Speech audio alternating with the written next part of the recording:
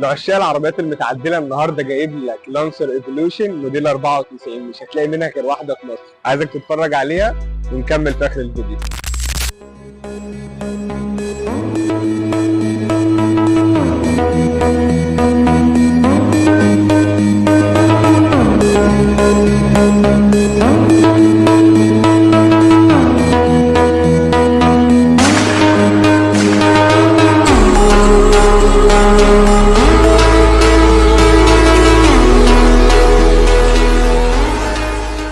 العربية دي طبعا متعدلة بالكامل، فيها مكنة 2400 سي سي، طلع تقريبا حوالي 250 او 300 هورس باور. عندك مثلا الكبوت هنا، دي الفتحات تهوية بجد علشان تهوي على الموتور، فيها فرامل بريمبو، نظام اي بي اس. دي تجربة إثارة للعربية. طبعا العربية شغالة بالبادل شيفترز، شغالين فيها تعديل كامل للطارة وتعديل للداخليات اللي فيها.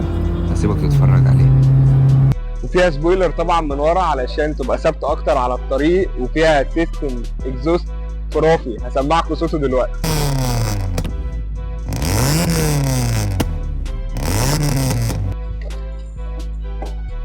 طبعا لو العربيه عجبتك ما تنساش تعمل لايك وفولو وشير، ولو عاوزنا نكمل في سلسله العربيات المتعدله ما تنساش تكتب لي في الكومنتات. سلام.